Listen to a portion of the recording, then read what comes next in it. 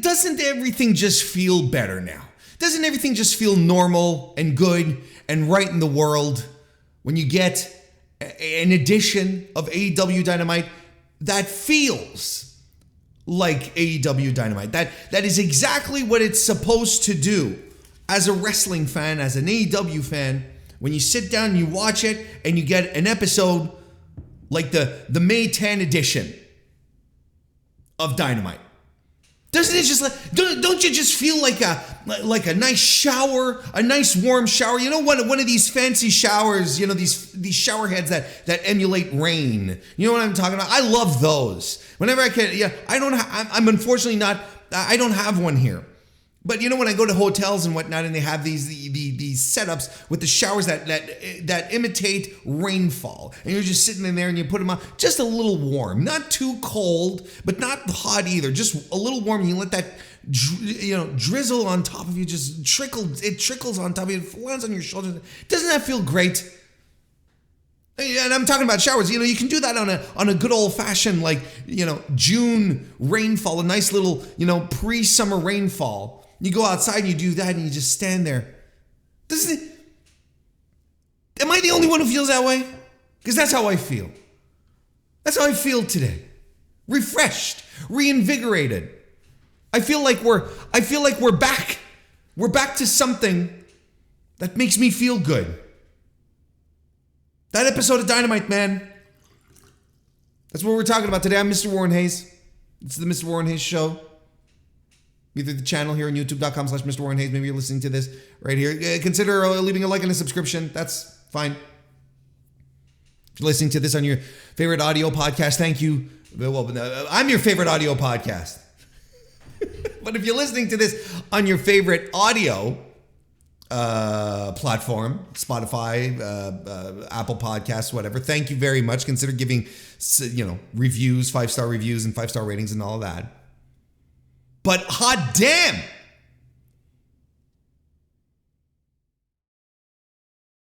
been a couple of weeks now where I've been a little,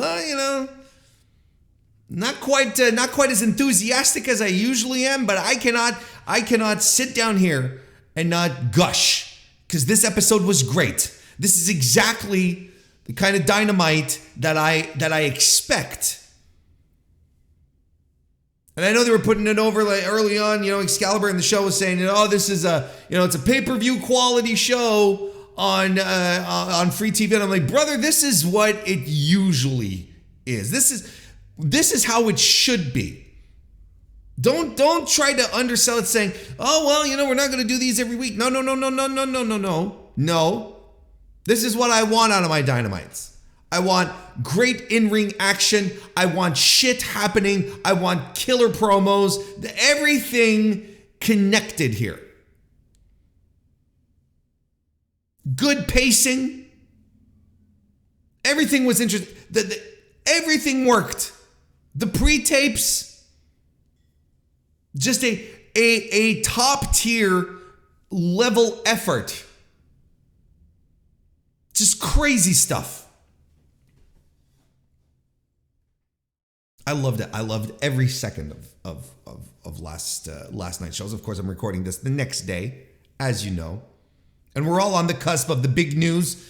That AEW has settled into a new deal with Warner Bros. Discovery. Lots of rumors flying around that it's between $1 billion to $1.2 billion for 5 years, including the new Collision show. It's all rumors and speculation at this point. AEW has not confirmed it. We have heard that, we have heard that Warner Brothers is going to make a statement regarding this next week at the Upfronts, next Wednesday. And then Tony Khan made an announcement that he was going to make an announcement next week. So this is probably all going to be tied in. Look, I'm telling you right now, outside of this and Forbidden Door and Wembley, now at 67,000 tickets sold. If you do not think that the summer season for AEW isn't going to be red hot, if you don't think that it's not going to be spectacular in terms of what they have prepared, or at least, Tony's is getting ready to make his product hot again. This is what he's doing. And he's going to take advantage. You know what? And you know what's, again, this is, maybe sometimes you just need a little 20/20 vision to shoot, to make sure that everything comes across clear here. But the fact that that AEW is focusing on making their summer really strong makes a lot of sense. Why wouldn't they, right? And it makes sense because there's not going to be any off-season sports finals. There isn't going to be any NBA playoffs in July or NHL. Football won't be up yet. There's going to be baseball, but again, people get excited for baseball overall once we start getting into the playoffs, into the series. Right now, when you think about it, might as well make your product be as hot as hell over the summer because you got no competition. Everything that is draining your viewership and whatnot on Wednesday nights isn't going to be around. So why not bring CM Punk back on top of that? Debut your new show. This is, strategically speaking, all of this makes sense. We are, I think, to have an expectation, how about this? To have an expectation that AEW is going to be red hot this summer is an absolutely 100% a reasonable expectation. I think it is going to be extremely reasonable. I'm excited for it. We're going to talk more about the deal, what it entails, the money figures. We're probably going to talk about it a little more on the podcast next Tuesday. I'll probably have missed the news a little bit because probably everything's going to be announced officially on Wednesday. I might do a little special something. I don't know yet. We'll see. We'll see how things go. But we're definitely going to be talking about it some more once it all gets official. But the message outside of whatever fandom you might have, I can't stress this enough. You have to be able to look at this. You have to be able to look at this and say to yourself, you know what? Wrestling is in a really good place. I made the point of this on Tuesday on the podcast. You should watch it, by the way, or listen to it. On the Mr. Warren Hayes show this Tuesday, I said, I made this point. I don't think there has been a point in recorded human history where there is going to be, effectively speaking, pro wrestling, major league pro wrestling broadcast on television for every night of the week or close to, maybe outside of Sundays. That depends. Then maybe there'll be pay-per-views. But you're going to have Monday Night Raw, Tuesday night NXT, Wednesday night Dynamite, Thursday night Impact, Friday night SmackDown, and then Rampage allegedly will continue. Then Saturday night Collision. Now you're not going to tell me we can't just sit around here and say there's just wrestling right now is in a place that has a taste only for hardcores. We can't have that discussion anymore. Not if we're filling out a ginormous, I'm sorry I said that, an enormous, I can't do ginormous anymore. I feel no one can use that unironically anymore.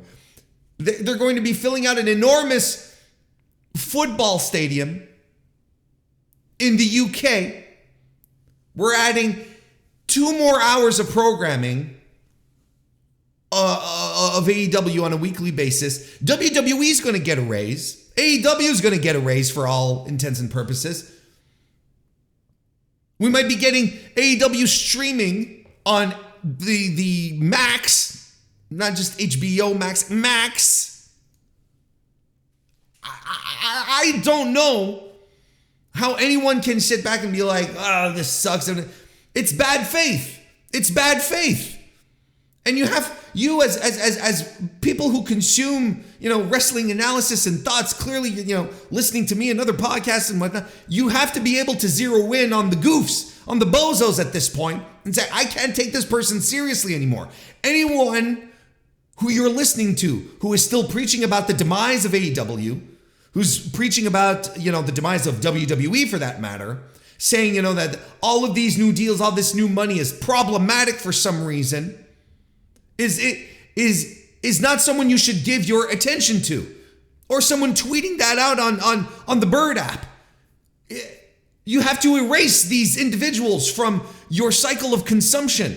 You have to focus on people who are giving you clear-headed opinions based on facts. I'm not making this shit up. These are things that are happening. So when I tell you wrestling is in a good place, and probably in a better place than it has been in decades, there is visible, tangible evidence to back that up. I'm not just saying that because I feel like it, because it's actually out there. And here's an opinion, though, that I think you could back up with facts, but I also could be argued. I believe we are in this good place in regards to pro wrestling as a whole because of All Elite Wrestling. Because if we still only had WWE as our main major league point of focus, I don't think we would be in such an exciting time for pro wrestling in general. And I'm not talking about an exciting time for WWE, because I think WWE has had exciting times, and I thought the Puerto Rico show was a lot of fun. Don't get, I'm not trying to shit on anything. WrestleMania had lots of highs. Don't get me wrong here. But whatever happens that's good for WWE isn't necessarily good for the business of pro wrestling in general. Now, I think it is. And I think wrestling is in a very good spot, and that is because AEW returned pro wrestling, gave back pro wrestling to the North American audience, and I think that's why this is so significant. I think that's why this is working. That we could argue on as to whether or not this is all thanks to AEW. We could have a compelling discussion. But for anyone else saying, moving the goalposts again, anyone who said they wouldn't fill out Wembley, you delete you unfollow them, you delete them from your podcast followings, you unsubscribe from their YouTube channels. You go ahead and do it. Anyone who said that isn't worth your time. Anyone who said that, anyone who's now saying that, they're filling out Wembley because of CM Punk is again completely off kilter.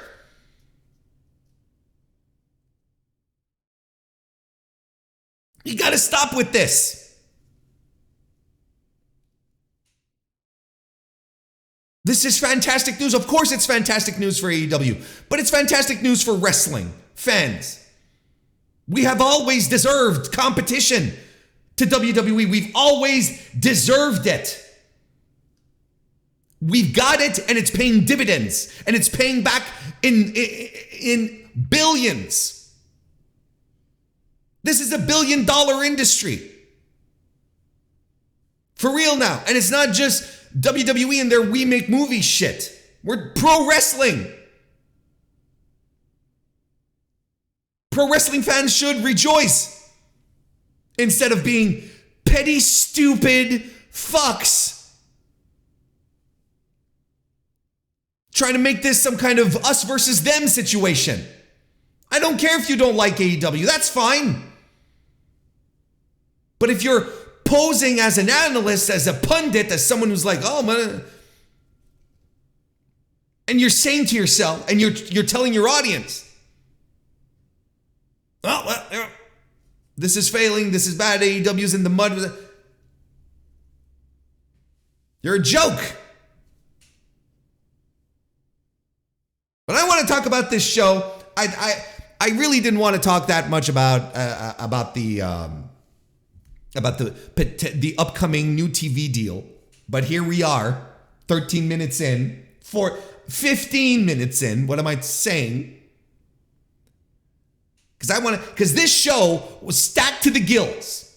Stacked. We saw it. We saw the graphics, and we were like, this show is stacked. It's going to rule. But I don't think we realized just how much this was going to rule. Double Jeopardy match opened the show. Claudio Castagnoli defeating Rey Fenix, basically guaranteeing that Claudio and a partner will have a shot at the Lucha Brothers tag team titles, Ring of Honor tag team titles. And look at how this show started. My favorite way to start a Dynamite, with action. And not only with action, without any introductions, without any presentations. You know when Raw starts? When Raw starts, you turn this, you flip on the station, then you can get up and you can go get a drink. You can cut yourself a nice piece of apple pie and put it in the microwave to warm it up a little bit. Then, once it's done, you get the ice cream, you put a scoop of vanilla on top, make it a la mode, and you come and sit back down, 4 or 5, 6 minutes later. You haven't missed a goddamn thing. But here, there was no time to get your apple pie, much less get it a la mode. If you did, you missed out on a match. You missed out on some great shit happening. These guys were in the ring. No presentations. Tony Khan telling us with this start, hey, y'all better sit your asses down and get ready, because this rocket ship is about to take off. And boy, howdy. I love this match. What a great way to start. The ongoing tradition of Dynamite starting off with a super hot match. No 4-way promos, none of that garbage. No 8-minute promos, 20-minute promos, none of that. Wrestling. I thought this was fantastic. I don't know if they messed up they being Claudio and Phoenix. I don't know if they messed up the walking suplex spot. I'm not sure. I watched it. I rewatched. I wasn't sure, and I'm still not sure. But Claudio, I didn't make it up the steps. He was with Phoenix in the suplex spot, and so they came back down and they did a rail spot instead. Now, if they improvise that, if they because they blew the spot, and instead of trying to do it again. It's like, oh no, we got to hit this spot. They did something else. And this is what pro wrestlers are supposed to do, folks, if this was the case. Regardless of whether, I'm just taking an opportunity to say that I have enough faith in these two pros to say, well, look, it looked like it whiffed, but they did something else instead of looking around and trying to figure out, oh shit, outside of other promotions and shows where everything is so fucking scripted that if something goes off the rails, everyone ends up looking like fucking deers in the headlights. That's not pro wrestling. This absolutely ruled. Springboard Golden Triangle by Rey Fenix. Goddamn that Rey Fenix singles run. This Ring of Honor, AEW, I don't care where it happens, but it's got to happen. And Claudio is just excellent. And every time I see this man wrestle, I get it adds to the amount of bitterness I have towards his booking in World Wrestling Entertainment. Every single time I see that guy, confident, a monster, a beast, and that the athletic specimen that he has always been when he was doing the singles thing, when he was doing the tag team with Chris Hero, and the promise upon which he was brought into WWE, but never lived up to that potential. You would always see these sparks of greatness, whether in the early on in the Swiss Superman days, or the best of 7 series he had with Sheamus, and in the tag team with Sheamus, right? But they never just let him uncork. Now he's uncorked. And I'm just stunned and amazed every time. And I remember doing post shows. Here's a little crow I'm ready to eat. I'm doing the post shows over back on Fightful. And I'm bemoaning the usage of Claudio. And I'm saying, we are missing out Claudio at his peak right now. At his physical peak. And he's doing nonsense. He's doing 5-minute jobs. Who cares, right? And I bemoan that as a shame. But I look at Claudio wrestle these days and I'm like, this guy is unreal. He is still in his peak. Has he been in his peak for 10 years and it just won't stop? Amazing stuff. We got an Alpamare water slide, which at first I thought was a burning hammer. But then I was led to realize, no. Alpamare water slide, which was the torture rack gimmick into the slam. Hammer and anvil elbows, Ricola bomb, hell of a match. What a way to start.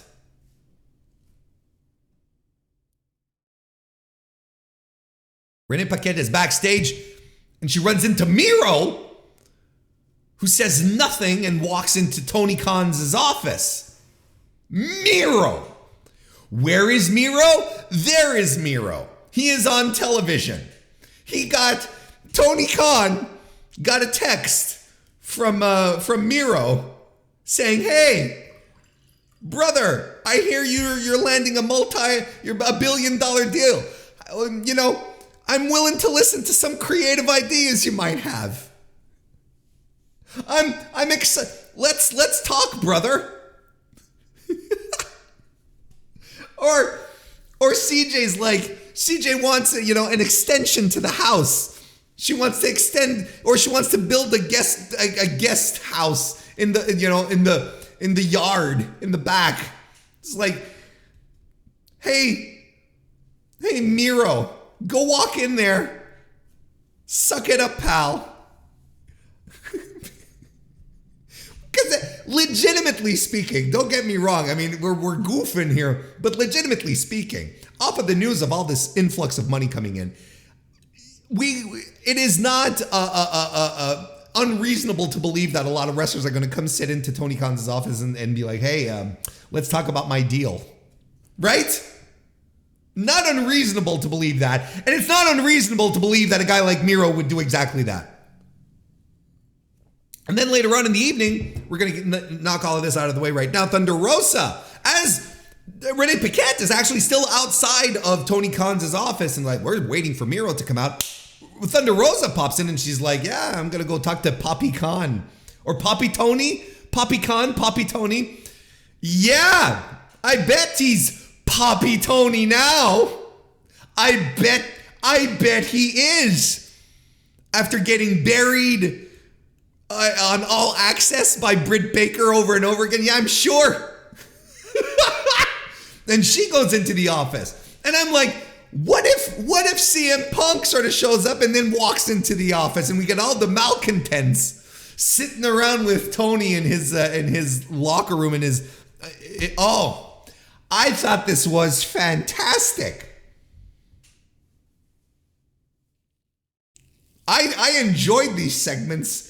It hit me in all the right spots. This makes me excited for the future. Then we get the first of four pillars video packages. I'm gonna group them all into one thing. I won't, they're spread throughout the evening, but we'll settle it all right here since I'm talking about it. Of course, we get one for MJF, for Sammy, Darby, Jungle Boy. MJF compares the pillars to the Beatles. It says Sammy Guevara is Ringo, Jungle Boy is George, and Darby is John, whereas of course MJF is Paul. And I'm thinking about Sammy Guevara as Ringo, and that really sucks. But he says, what did MJF say? He said something to the effect of,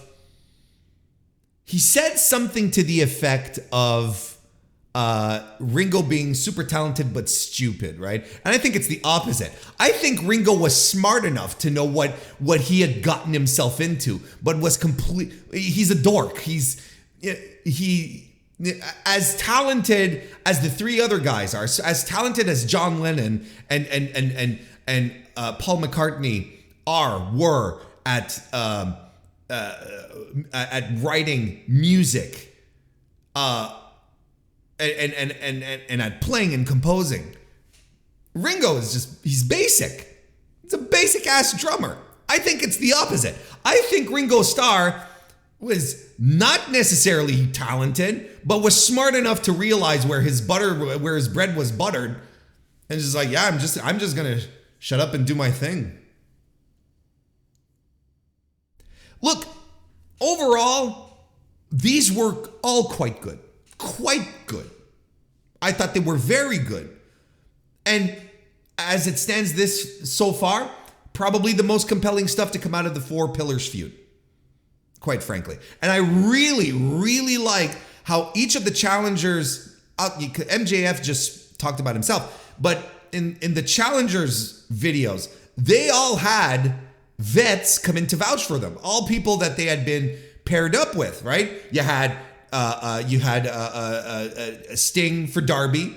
You had Jericho for Sammy. Of course, you had Tay as well, but Tay, she's biased, girlfriend, But, Jericho putting over Sammy, Sting putting over Darby. And you had fucking Christian Cage. And that was the highlight of these videos.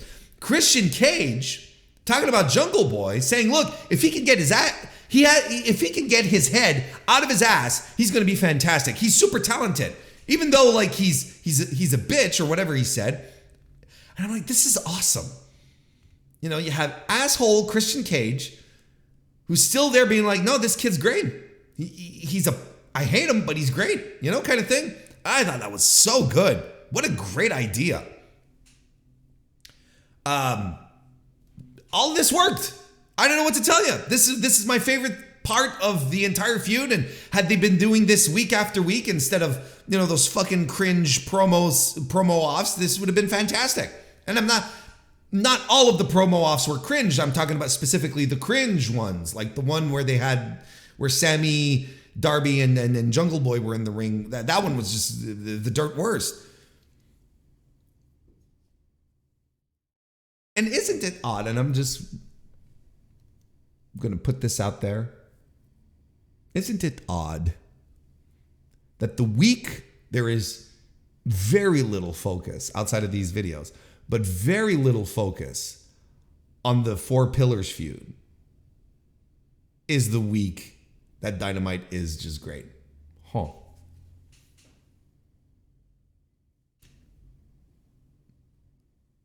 Food for thought. FTR are in the ring. They want to apologize for Mark Briscoe, but instead of getting Mark Briscoe, they get Bree-woo, Bree-woo. Jeff Jarrett and his gang comes out. Sanjay Dutt says FTR should, they have one job, they have one thing to do tonight, and that is to accept our challenge for your belts. Dax says they'll do it if they admit that they've been using Mark Briscoe to get to them. Well, Mark Briscoe comes out and he's got some plastic cups, for large sodas, but he's got all these plastic cups and a bottle of drink, probably tequila, and he says, look, we're gonna ease everything off here. He says, I talked to Tony, the match is gonna happen at Double or Nothing, and I'm gonna be the special guest referee. So he all starts pouring out the drinks and whatnot, and Jeff Jarrett kicks the cup away because apparently, from what I hear, he's sober. He doesn't drink. So, there's that. And everything breaks down when Sanjay does a Kanemaru special right on Dax Harwood's face. He spits out the tequila, which blinds Dax. So everything breaks down, and it ends up with Mark Briscoe being shoved into Dax. And Dax instinctively lands a pile driver, which I think is really funny. This segment is, this is the absurdity of pro wrestling that I dig. Everything that happened here was just like so all over the place, and you're like, only in pro wrestling would any of this happen, right? And I think it's particularly funny that the guy who, he's blinded, so he's fighting on instinct. His instinct is to pile drive a dude. The guy gets shoved between his legs and he's like, pile driver, whomp.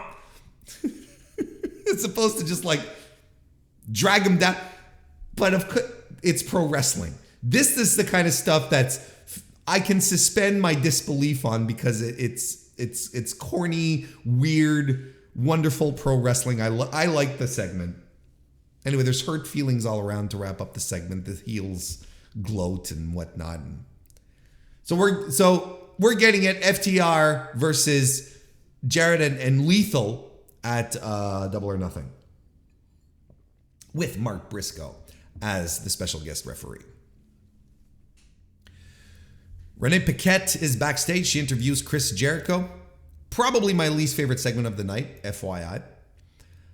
He says he takes issue with everyone being thrilled that Adam Cole got the best of him and attacked him by attacking him unprovoked, unwarranted, while he was doing commentary last week in a segment that I really liked. He says Cole has created an unsafe working environment, so he got a court order to say that he can't be in the same building at the same time as Adam Cole. Roderick Strong arrives and he says, look, Adam Cole is my best friend, and he has his own court order saying that the Jericho Appreciation Society can't be at ringside when they fight each other, and they're going to be fighting each other next week in a no-holds-barred type situation. A false count anywhere type situation. So Roderick Strong stepping up for his boy. I wonder if this is all like, are we referencing, is AEW making fun of itself, with the court orders and, the CM Punk stuff, the legal papers, are these references? I don't know. It crossed my mind. I forgot to mention in the MJF video, right? We actually saw CM Punk. He was actually mentioned by name, I know people are making a big deal out of it, but at this point, we all have to, it's settled, right? I don't think anyone is going to be legitimately surprised that CM Punk is coming back. I think it's clear at this point, isn't it? It has to be. But anyway, I not my favorite segment, because ultimately I find this is a little too sports entertaining. I got legal papers saying that this, and we had the thing with Jade and Taya in the meantime, and you can't use this finisher, and paperwork in wrestling, and your boy Warren, it doesn't always connect, as you may know. Sometimes it does. Most of the time it doesn't. I don't think I don't think it adds much here. Tony Khan appears. I love this setup that they have with Tony, where he's in his suit and he's reading off a teleprompter. He looks so professional. And he's talking about how good the show is and whatnot, and he's saying, I've got stars in the back lined up looking for chances to wrestle, referencing Miro and Thunder Rosa, right? So he says it's clearer than ever that AEW can produce more great content every week, and I've got a big announcement, one of the biggest announcements. No, he said the biggest announcement in the history of AEW, and people are like, is it really the biggest? Who cares? He's promoting. He's a promoter. He's in promoter mode. He's on his television show. If he's talking to the press, that's something else. I don't give a shit. They can say this is the biggest night in the history of our great sport, and I couldn't give a shit. That's fine. It's promoting. Who cares? Fact is, if they get the deal that they're supposed to get, yes, it will probably be the biggest announcement in the history of AEW since its inception. Yeah, yes. I would concur. Anyway, and there was a thing where he said we're going to announce it on TNT next week, and that threw people off into a tizzy. Who cares? Again, I don't know what it means, and it is a little confusing. I don't care if it's announced on TBS or TNT, and people are like, does this mean that Dynamite's going back to TNT? Maybe. I don't know. Why are you asking me? No, nobody's really asking me. I'm doing a bit here. The point being is that we're going to find out soon enough. We're going to find out next week. As of next Wednesday, even before Dynamite, we're going to get the news. So he's just going to come and, lay it out clearly for the AEW viewing audience, right? To say, new show Saturday nights on TNT, maybe he just got a little confused. Maybe he just got a little excited. I don't know. Who cares? It doesn't matter. It ultimately doesn't matter. I don't think there's a big conspiracy thing here. And maybe, I heard some people speculate going, oh, maybe they're going to announce it during an NBA game on TNT. And I'm like, that's actually a good idea, but also kind of weird. But there's one thing that I think everyone should reasonably expect him to not do at his announcement next week on Dynamite is to talk numbers, right? He's not going to talk about the amount of money that the company is going to be getting. I don't think so. He's going to announce that there's going to be an extra 2 hours of programming every Saturday and whatever that's going to incur, right? Maybe they'll talk about it at the upfronts, probably. Tony Khan will probably address it on Busted Open or whatever. We'll get the numbers. We'll know what the deal is. They're going to put out a press release, but Tony Khan is not going to talk about the numbers in his announcement, I don't think. Besides, that's not the point of what he needs to do on his entertainment television program. It's to tell people on this day, there's going to be an extra 2 hours of AEW programming. And this is what's going to happen to Rampage, maybe. I don't know. Then we get the workhorse, Orange Cassidy, defending his AEW International title match against Dan Garcia in a match that I really, really liked. And I think I liked it more than a lot of people did. I think everyone agrees that that the match was very good. I thought it was great. It's in a high level positioning on this show. As much as I thought the opener was great, I think this was better. I loved this match. The usual shenanigans to start with in an Orange Cassidy match, with the goofy stuff and the hands in the pockets and all of that, which is fine because I've said this before regarding Cassidy matches. They get this shit out of the way because the audience loves it. They pop for it. They want to see, lackadaisical OC. But as the match progresses, he becomes, more involved in the match. He works harder. There's always this through line that always makes sense. So they do it at first. And then as the match progresses, it becomes more and more of a spectacle of a wrestling match. And this turned into a pure wrestling match with tons of heat, mostly thanks to Dan Garcia. And again, I was telling you all at first, what are the signs that you should stop listening to a certain podcast or a certain pundit? What are the signs, right? I gave you some at first in regards to AEW's business. I'm going to give you another sign right here. Stop listening to people who are still saying that Dan Garcia is just a guy in a pair of boots. That he's got no personality, he's just a guy in trunks and boots. Anyone who says that, outing themselves that they don't watch the show, or that they're bad faith, or both. And you eradicate these people from your vision. It has to stop. Because Dan Garcia I've been saying this for weeks at this point.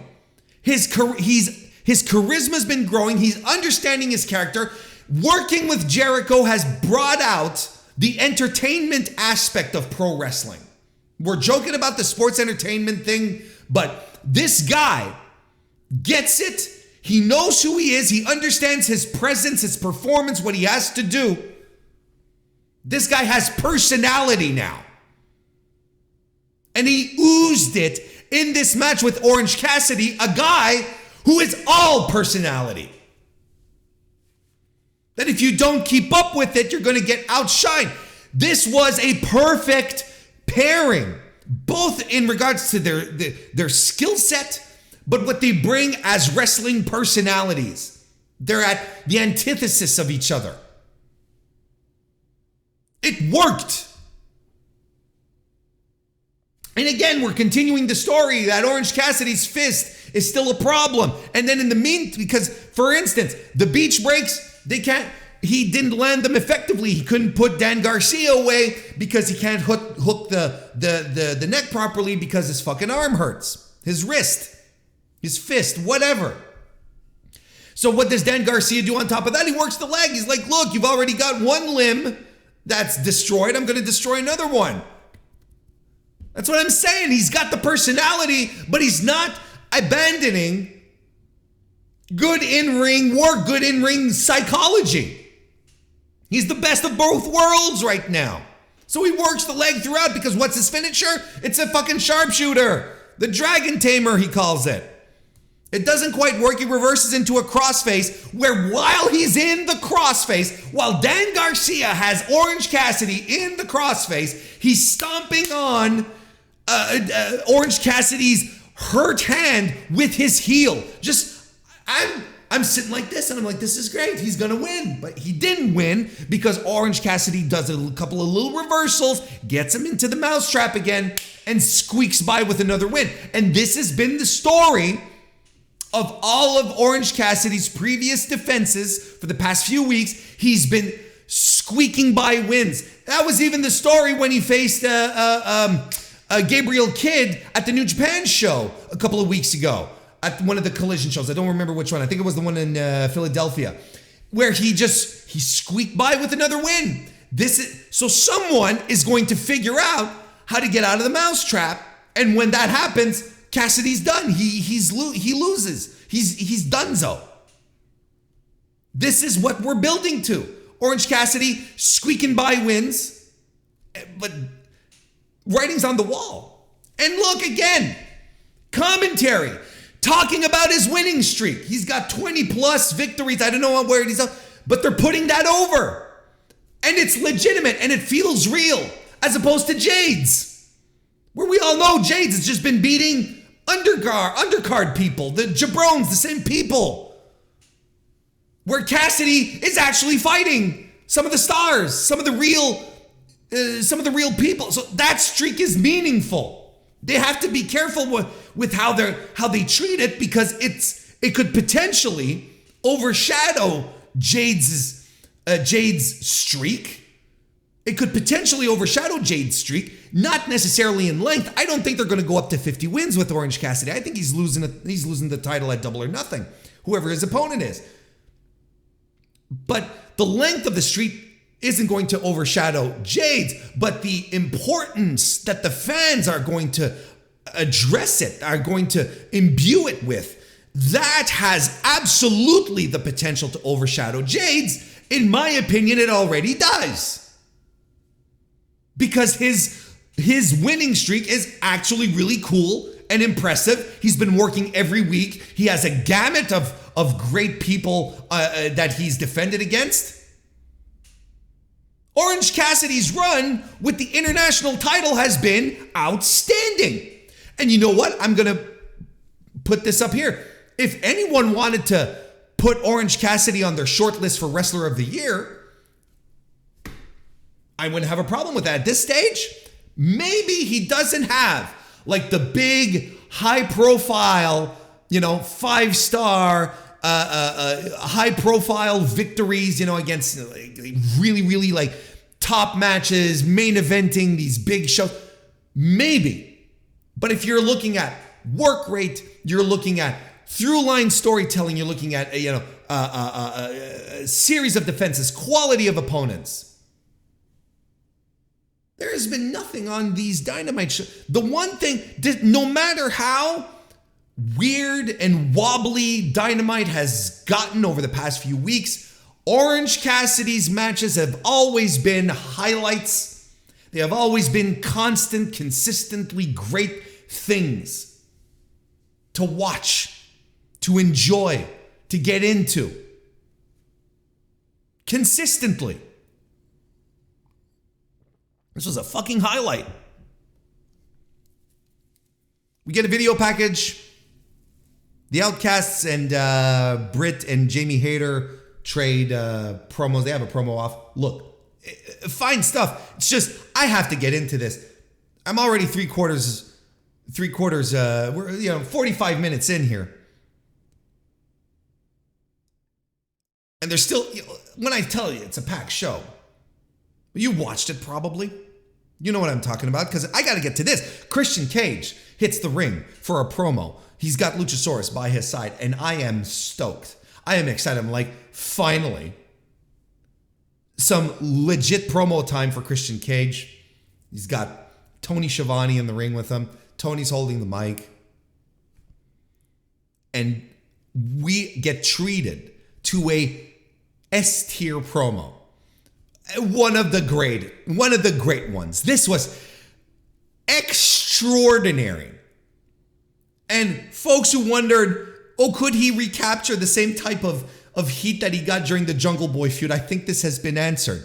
This was phenomenal. Phenomenal delivery. Phenomenal execution and points. Everything, the content was just so spot on. He says, being who he is, he has the luxury of walking into the boss's office to make demands. So that's why he asked for to be the number one contender for the TNT title. I'm like, hell yeah. And then he wonders why so many guys in this company have daddy issues. Because their fathers are dead, that's why. And I'm like, oh shit. And he says, because Wardlow, not unlike Jungle Boy, is another guy who had a dad. And he says he's not going to waste his breath, unlike with Jungle Boy, he's not going to waste his breath on Wardlow's dad because Wardlow's dad wasn't famous and nobody cared. And I cannot believe those words coming out of his mouth. And the audience, it's completely turned on him. He's getting shut the fuck up. He's getting Edge was better chance. He is getting booed vociferously out of the building to the point that he's raising his voice as the promo continues because this audience is so fucking loud. And look at what he's not turning around. He did it at first, right? Just to, when you get into the ring, you start your promo, you sort of just get under the skin of the audience. But the more the promo progressed, he did not stop to address the audience, to look around. He fought them. He was like, you motherfuckers are being loud. I'm going to be louder. And that just incensed the audience more. This promo rule. And then he goes after Arn Anderson with the daddy issues thing and saying, you were supposed to look after your son, Brock, who's in this company. But no, you turn around and you see Wardlow and the shiny belt and you're like, I'm going to hitch my wagon to him. And and that's a parallel to your career, right? That's a parallel to your career. I guess being the other guy on a team with Tully makes you a legend. I guess being Ric Flair's lapdog makes you a legend. And I am melting at how fantastic everything this guy is delivering is. And he yanks the microphone out of Schiavone's hand. Tony's still holding on to it, and Tony doesn't let go. And Christian Cage yanks it out of his hand, gets, and Detroit, kiss my ass, hits the bricks, music hits, just a perfect promo segment. This is what I mean when I've been telling you over the past couple of weeks, especially in regards to the four pillars, especially in that regard, when I'm telling you, we should be having these killer promos. This is in this company, there are all-timers on the stick in this company. Why aren't we giving them more time? And we get this Dynamite filled with great action and killer promos. I'm sitting there and I'm like, we're back, baby. This is it. This is the Dynamite that I love. I got it right here. The heat. And look, it's been going around. People have been doing the comparisons, and people are saying that's not fair. And I think it's absolutely fair. And I'm going to make it here as well. I'm going to parrot these. This is not, I can't take credit for, saying, coming up with this, but this is real heat. This is not Dominic Mysterio phony fake heat where people are like, look, it's Dominic, boo. It's not that. We don't like you. This was real fucking heat. This was not heat where it's programmed in your promo to pause and look at the audience so that the boos can grow. No! There was no need to pipe in any boos here. This is the kind of heel heat promo that you absolutely should plaster in the face of anyone who says, oh wow, the heat Dominic gets. No, sir. No, ma'am. This is legitimate. This is not contrived. This is not put together in an effort to, no. This is a guy who knows exactly what to do, who knows exactly what to say, and on top of that, has the chops and the charisma to pull it off. The Dominic thing, it's all ironic. And at some point, it's going to fizzle out and it's going to burn out. And when they have to go back to give Dominic something else to do, when people are legitimately fed up about it, and they go, I will take back the Mysterio name again. I'm sorry, Dad. And he and Rey kiss and make up. And I'm sorry, Papa, Pap. And it'll be all downhill from there. Mark my words. Christian Cage, every time, nails it. This was scorching hot. And I still can't believe there are people out there who will continue to try to convince me that Edge is the better prospect. Oh, I can't wait to get Edge and Christian in AEW. You don't want Edge anywhere near Christian Cage. That's not a benefit.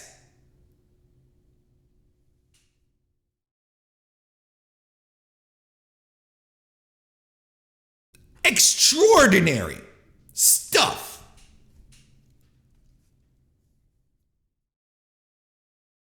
No holds barred match. Julia Hart defeated Anna Jay. I don't think this was a particularly good match, but it wasn't terrible. We got the big spot of a gory bomb on chairs on the floor by Anna Jay, and they flubbed the superplex finish onto the chairs, which kind of a shame. Didn't necessarily ruin the finish, but the chairs were there. You're like, they set up the chairs in the middle, and I don't know if it's Julia Hart who didn't extend enough on the suplex, or if the chairs were laid too much in the center of their, I don't know. Julia wins the match with a crossface. It's all right. Julia still has tons of work to do. She's got a personality. She's got charisma. This House of Black thing is working for her. It really is. And I think Anna Jay, she also, I think she needs work too. I don't know how much you can get out of her, but if Anna Jay wanted to take on a hardcore moniker, if she wanted to be like the hardcore plunder match specialist of AEW, not like a Tommy Dreamer, for instance, I think that would work for her. Because she's very entertaining in these plunder matches and hides a lot of her, bell-to-bell weaknesses. And I think she's taken a liking to them. I think she's very good in them. She's maybe, look, there's all sorts of brain trust over there. They can do whatever they want. What I'm saying is, if she ever wanted to become like hardcore Anna Jay, and her thing was, doing the Raven shopping cart and bringing out shit and whacking people over the head with it and doing plunder matches and that being her thing, I think that would be an excellent way to go for her.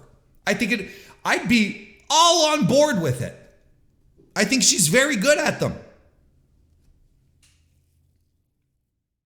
Renee Paquette is again backstage with the Best Friends and Bandido, or as Trent called them, the Best Amigos. They're getting ready for their match with the House of Black. Orange Cassidy thinks he has enough room in his Jane Sport for 3 more belts. Chuck Taylor is asked to pick the final rule because of the House of Black rules. Okay, let's talk about the rules, and I think they're clear now. I thought I understood them last week. I thought the DQ thing was like, will it be no DQ or DQ, and that's the dealer's choice, like the opponent's. But no, okay, these are the rules, right? 20-second countouts. Great. No rope breaks. Fantastic. DQs are enforced. Okay, so like in any other match? All right, sweet. I think that's a little weird. And then there's dealer's choice, which would be the opponent picks the stipulation. That's what it is, because that's what they had Chucky T pick, where Renee was like, well, what do you guys pick for your... And everyone's like, I don't know. We're supposed to pick a stipulation? You know? So it's nice to see that the staff, the wrestlers are just about as confused as we all were. Again, I thought I understood them, but clearly I didn't. But no, it turns out it's dealer's choice, meaning you can pick any stip you want, and the pick that they have is that they're afraid of Julia Hart because he's a spooky witch, so all witches banned from ringside.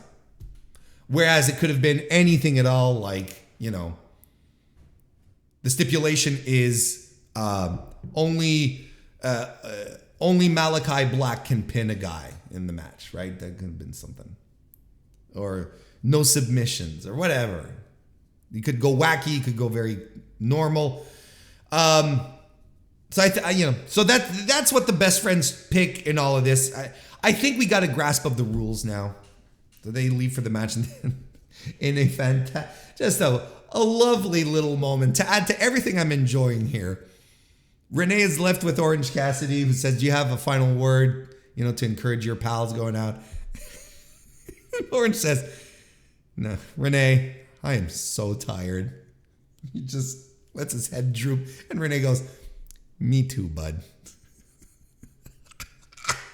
And I can't help but wonder, are they spoofing themselves? Is AEW just like, God, I know. And they're coming out of it, so now they're joking about it, which is good. If they're able to joke about it, that means that, anyway. So this leads into the match where the House of Black successfully retained the AEW Trios titles against the Best Amigos.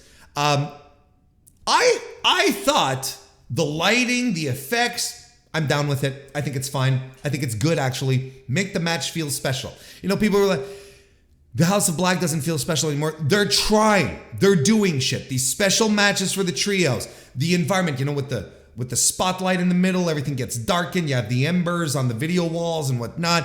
On the Tonytron. I think it rules. I think that is a good thing. And this is, the match itself, competent, fine, nothing to... I would have liked the rules to have been enforced to some degree. Like there weren't any rope breaks, nothing. Just let us see one of the rules in action. I think that would have been fun. But, this was fine. As I said, House of Black retains after Chucky T eats a Dante's Inferno. Post-match, we go backstage again, and Orange Cassidy got laid out by Aussie Open's Kyle Fletcher, who is challenging OC, freshly squeezed, for his international title. And that's probably going to happen on a Rampage or something, I believe. And I'm down for that. What do you tell? That match is going to rule. Chalk one up more for our boy Orange here. We get a sizzle reel for Ricky Starks and Jay White for next week on Dynamite.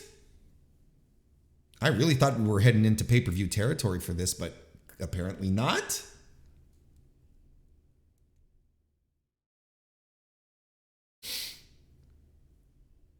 That stinks. And I don't understand what they're doing with Jay White at all. I really don't.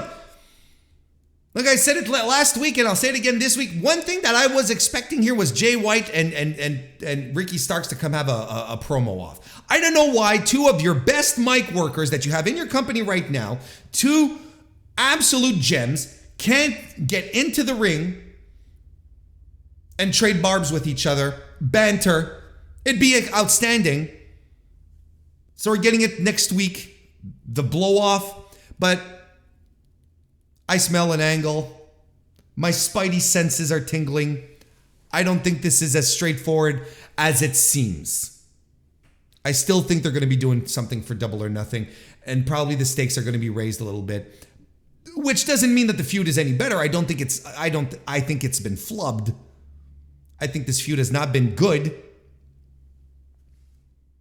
But we'll see. Probably talk more about it next week. We'll just leave it at that for now because I really want to get into the main event here where Jon Moxley defeated Kenny Omega in the steel cage match. Chaos, violence, blood. Your boy is happy. I love this kind of stuff. I love the chaos. This was great. Just a great match, a fantastic main event that ends with intrigue. It all starts, before we get to the end, it starts with the chaos. It starts with Jon Moxley attacking Kenny Omega during his entrance, which then gets the Blackpool Combat Club involved, which then drags the Elite out. Still no Hangman Page, by the way. Nick Jackson flies off the stage. So then security and the officials get involved and shoo everyone backstage. Got no time for this. We got to get to our main event. Lock him up in the cage. It's brutal. It's violent.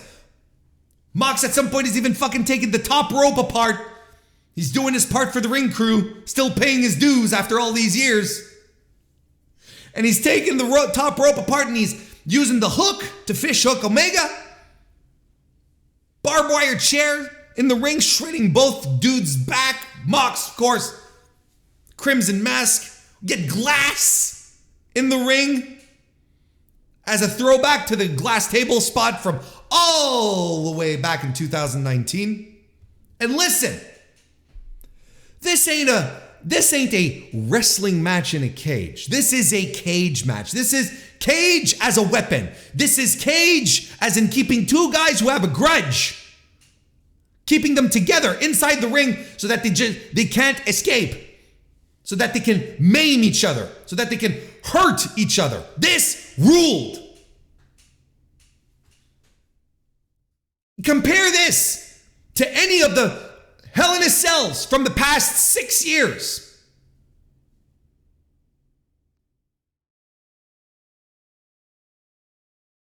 This felt brutal and violent. Like a big natural step in a grudge match, in a blood feud. It worked. Kenny Omega V-triggers Mox so hard that they blow the side of the cage. They just blow it out. Mox tumbles to the floor. Kenny Omega hangs himself over the fucking beam thing. A pipe.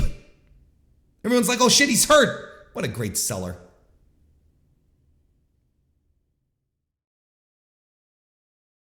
So that allows Mox to grab a screwdriver off of a tech guy. He gets a Phillips head. I'm assuming it's a Phillips head. I'm assuming you do more damage with a Phillips head than any other.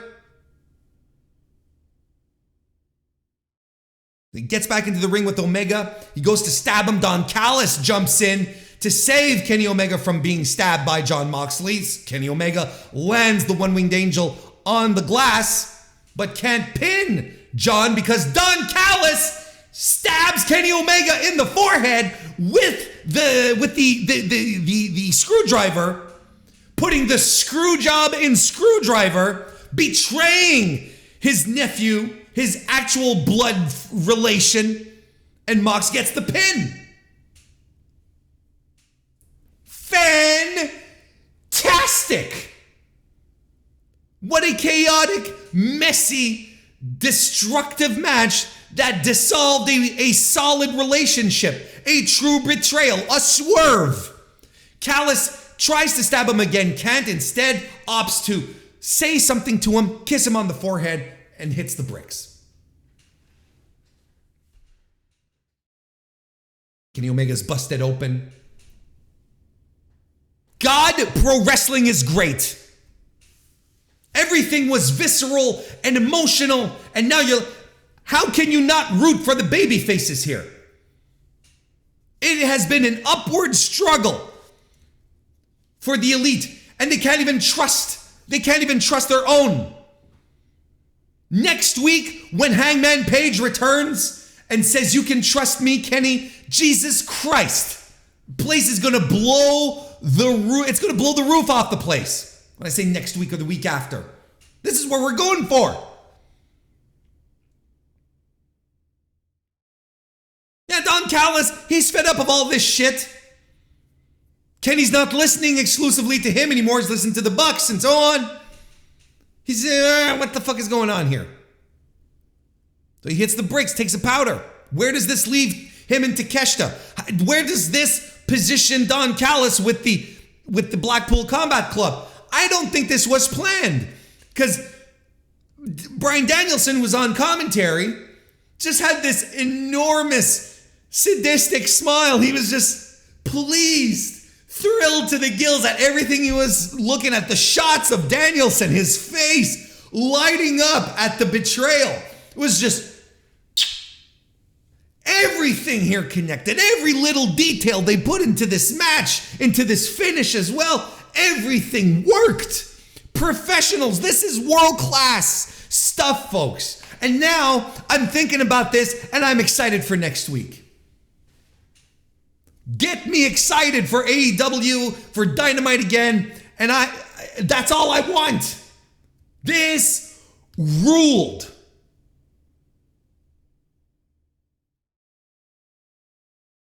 And now Don Callis is referencing getting acquainted with Will Ospreay now, right? He added something bruv to his Twitter profile. Oh, that motherfucker. Because of course, Will Ospreay and Kenny Omega is happening again, right? I'm hopefully there will be a follow-up to one of the greatest wrestling matches in history. I hope everyone realizes that there's still money to squeeze out of this feud this year. Wherever it happens. Forbidden Door 2, Wembley, whatever. We'll discuss that at another time. And if you add Don Callis turning his back on Kenny Omega to the mix, to this mix, there's your heel, brother. There's no question here. Fantastic. Opens up so many possibilities, so much intrigue. I know people are talking about Kota Ibushi. Think about Hangman Page returning. Think locally. Think about the guys that you should be caring about as opposed to creating the dream matches. I want to see Kenny Omega and Kota Ibushi do shit again in my lifetime before everything wraps up. Of course I do. Don't get me wrong.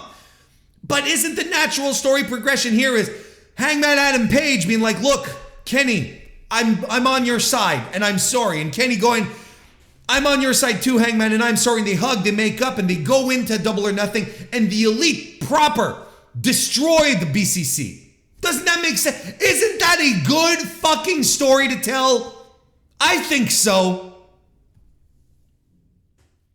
But before we get there, we're going to wrap up this edition. Great show. Had everything I love about Dynamite. This felt like AEW Dynamite. I could not be more excited. I think it showed how excited I was. This review, throughout it all. I can tell because my throat hurts. I gotta learn to not do what I'm doing right now all the time. Leave a like on this video.